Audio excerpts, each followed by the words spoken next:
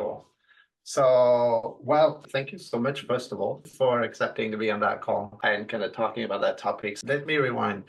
Could you want to introduce yourself a little bit? Because it's actually something very My interesting. name's Drew Dubois. I guess a quality engineer with a specialist in regulatory affairs and regulatory surveillance. I've worked both in the apparel and sportswear industries with Adidas, Lululemon, as well as extensively sort of in the big box sphere, such as Target and Kroger. Yeah. And so you and I worked together with Adidas on regulatory compliance. So you were kind of my back-to-back partner, with meaning that you were looking at regulations and I was taking your input and building that into the organization. So spent a few years together, which is how we got to this conversation today. So what I wanted to discuss with you, there are several topics, but I'd love to start with the challenge that it is to kind of track regulations as they move and they change around the world, especially when you're dealing with a brand that has global sales across all markets. So what I'll do is, as we go through the conversation, I'm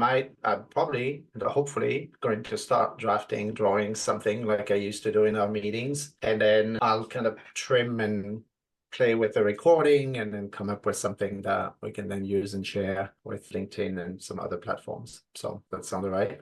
Sounds good. Good.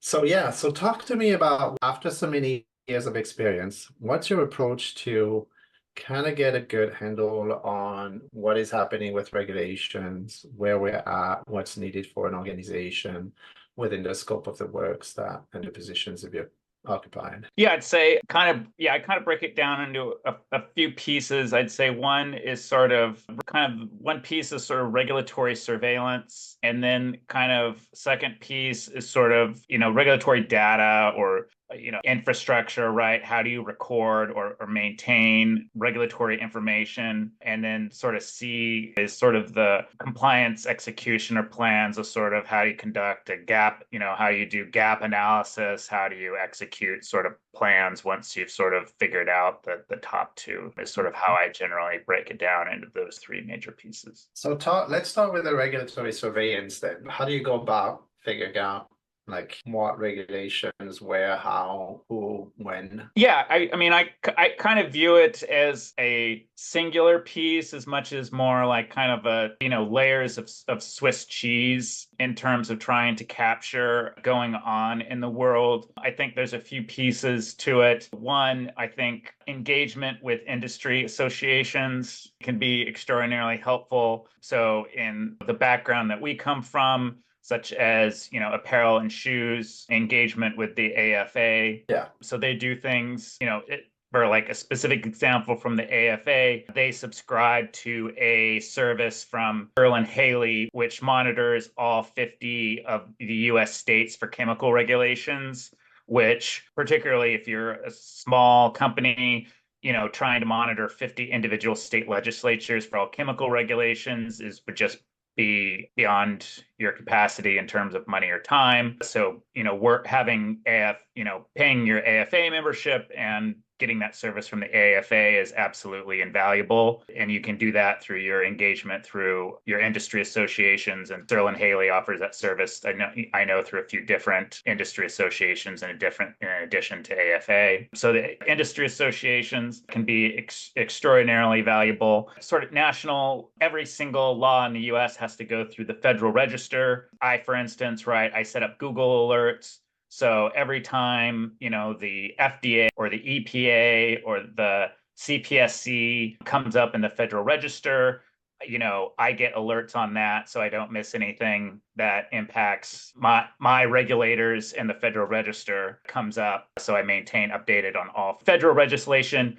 Similarly, you can do the same thing for Canada, the EU, whatever countries come up that's relevant for your regulation. So I set up standard alerts for that so that I maintain on top of all relevant national legislation. Third-party labs, all of them generally offer one kind of newsletter or another. For regulatory affairs, I think staying up to date, those are generally free services. National Conference of State Legislatures is another great state resource for state level regulations, regulations, which can be more difficult to track. And then if you have multiple product categories or multiple countries and your regulatory tracking is particularly complicated or difficult, and you have the budget to do it, and then there's obviously paid services as well, compliance and risk being one of them. There are a few others that can also be of assistance in terms of regulatory tracking as well. And then you're getting all these different inputs from all of these different sources, right? There's probably a lot of crossover, I would imagine, because they all get the same information about the change. How do you like structure it in your head or on the day-to-day work together? And that's what I think putting together a regulatory database or structure is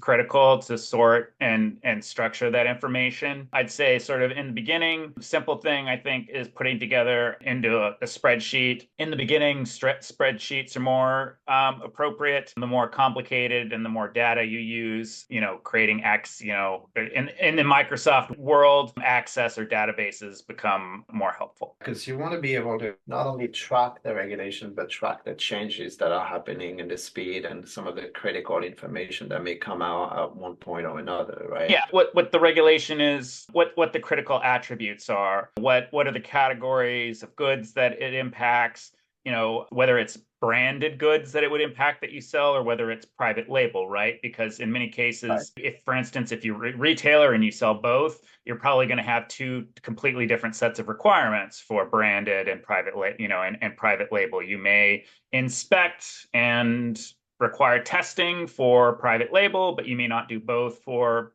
national brand goods that you sell and what. So you may have different sets of requirements for branded. So the spreadsheet or the database is good. So you may, track whether it's for branded or private label, what category of goods it's, whether, for you, it's a direct import or whether it's just domestic, because that may impact, right? What sort of requirements, apply to you, what, tracking dates and requirements when the law comes into effect and what your timeline is, things like that. The critical, not just that this regulation takes effect, but what are the critical attributes? What are the dates? What sort of, as I said, what are the impacts to your program? Because that may vary whether it's a direct import, whether it's private label, and other key attributes as well. Have you found a software or platform that you were going to use again? I've just always used spreadsheets and databases just to create my own trackers. I'm sure the more regulated your industry, once you start moving into medical devices, cosmetics, I'm sure there's third-party solutions. And I would imagine that also maybe some companies actually have built that capability internally as well. I would imagine that for the ones that have a multitude of different products that just require such a wide variety of regulation tracking. I always wondered for myself, even in the footwear world, which is not, footwear and apparel, there's limited amount of regulations, but it's already confusing to keep track of everything. But then also, the other piece that can be extraordinarily helpful is also the database of where your compliance documentation for this regulation is going to be located, how you're going to show compliance. Is compliance going to be primarily a matter of, is it kind of a product registration? Is it going to be testing? Is it documentation that you check through inspection? But that can also be extraordinarily helpful, right? In the event that you get an internal compliance audit or a regulatory audit, right? When someone eventually shows up to say, like, how are you compliant to this CFR or state regulation, that where to go to show compliance to this regulation, as opposed to, right, trying to figure that out later and, trying to go around and asking people, like, what do we do for this? So having that critical information knowing where, that kind of file tree or wherever it is that you need to go for that information is pretty critical. Where are the test reports for this? Where are the certificates going to be stored? Where is your compliance documentation? That should also be in this document. And that's part of your execution, then, is it what you meant by that third pillar? Once you've got your pipeline of inputs that's coming in and you've established that, right? So you get the information, then you keep a tracker for yourself to figure out, okay, where are those regulations impacting us? What does that mean? How they're moving? What dates and implementation times and terms, etc. And then you move into the applicability of those things into your organization, right? How do you implement that. And part of it is what information, what documentation do I need? How do I store it? What level of details do we need behind it? The frequency of it, all that stuff, right? How do you break down the whole execution part of this though? Because there's like a whole bunch of things to consider, right? Yeah, I'd say the tracker should sort of have a good initial piece of how this law apply, right? Of just like, okay, yes, we sell this in private label. Oh, but we don't import it. So no, it doesn't apply this. So, right. So now we have a good record of, yeah, we sell the product, but we don't import it. You don't have to do much, right? It's really just our supplier that's really responsible for this. So we just need to keep some kind of record that it's our supplier that's really ultimately responsible for this under the terms under which this regulation applies. It's really the direct importer that's responsible. We don't do direct imports. It's really the supplier. So we just need to keep records of that and then make note in the event that should we ever decide to start direct importation, we do take on regulatory obligations under this regulation, just maintain the records of the tracker. But if it does apply, then you begin sort of next step, right, is to start that gap analysis. How do we have the testing infrastructure? Do we have the application of how close are we?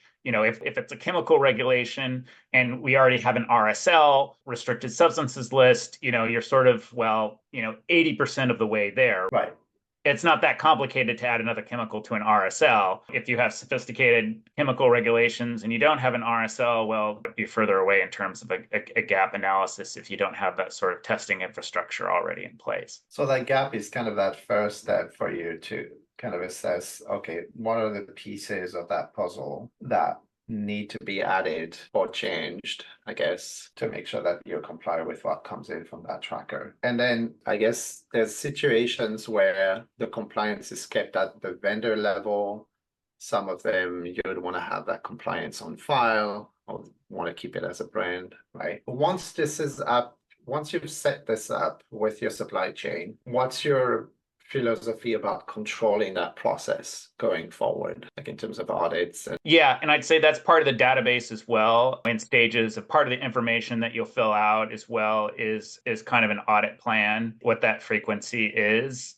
Part of that process will do a risk assessment, decide on a audit plan of whether that's once a year or once every 2 or 3 years, that you'll go back and that you'll have that documentation check and you'll see, right, you decided on a plan, you were supposed to execute a plan, after the audit timeline has been fulfilled, you go back, 3 years later, are you still executing this plan the way that you decided you were supposed to be executing it? You come back now, are there execution gaps or not, right? You fulfill that piece again. That makes sense. It's a pretty linear process overall, I would say, right? But then it just continuously happens. So try to cut and paste.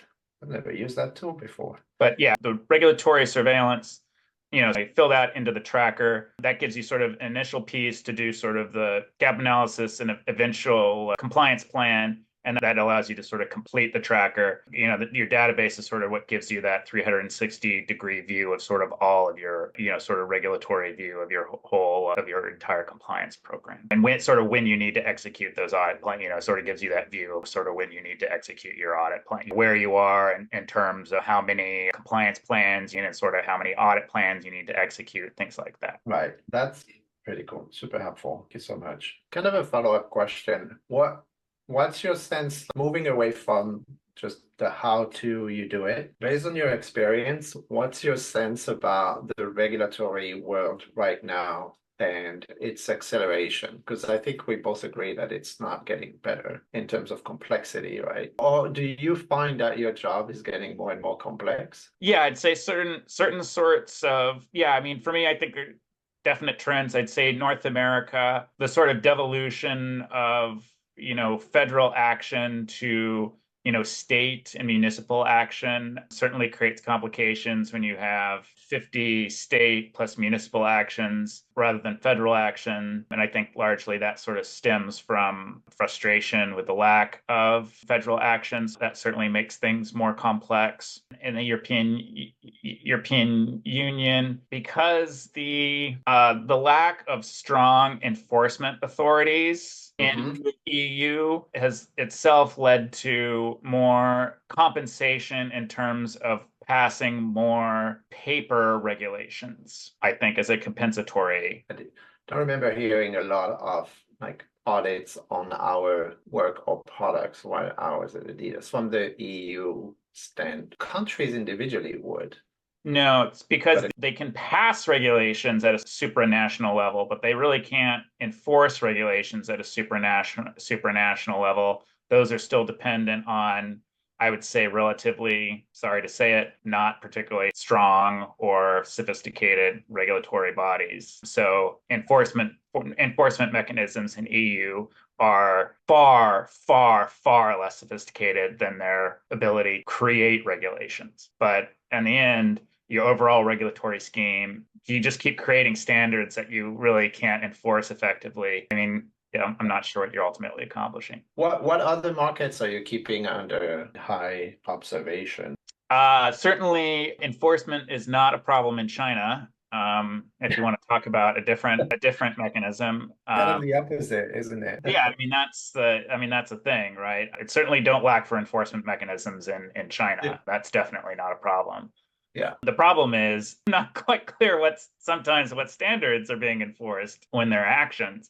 Right. That's a very different problem. But yeah, some Other markets that you're thinking of, or that you're like, man, like what's happening right now over in, because we know Japan, for example, or Korea, or some of those countries have had very strong regulatory frameworks for years now. yeah, I don't know if they're super problematic. Right. Yeah, I mean, I think from a surveillance perspective, maybe a little bit more difficult. I think I've had to deal over the past 10 years with Latin America as well. There's a few things there that can just come up. Yeah, I mean, from a product safety, importation regulations are thorny and complicated in Latin America. The product safety regimes don't tend to be super complicated other than sort of labeling regulations, at least I think in standard consumer product, I think in most standard consumer product regimes. Yeah, so it's nothing too major outside of a regular approach that you may have in place. Cool. Well, that's good. I think that's super helpful. So I kind of went ahead and mapped out your process. It's really scribbly, but I should actually put a little circle in the middle because I think there's a certain circularity as well. Yeah, I think 1, 2, 3, and then back to 2 to sort of complete the process, I think. Yeah, because things change constantly. So you kind of need to make sure you go through those steps. Yeah, I think that's great. I think that's super helpful. So I am really excited to share this. And then, yeah, that piece of the conversation around the complexities of markets, I think there might be a lot of people interested in that. And I would actually like to hear from other professionals to see what people have been experiencing as well. I would imagine it's very similar too. But and then you certainly find individual markets with their quirks. I mean, but it's very difficult to learn those outside of experiencing them. I mean, for instance, Turkey with its phthalates, as we discovered, right? I mean, I don't know how you learn. That's on the books, but I think you just sort of learn that through experience. Yeah, but I mean, the particular circumstances, the regulation is on the books, but that is just it's made peculiar by the fact that Turkey obviously uses its own labs, which have inconsistent results, shall we say. Yeah, because there's a few, like Saudi Arabia as well has a whole SASO program.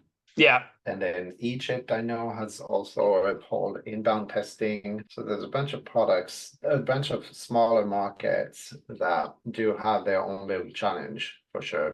Yeah, always important to keep an eye on those. Yeah, I think that's good. I think this is a great conversation.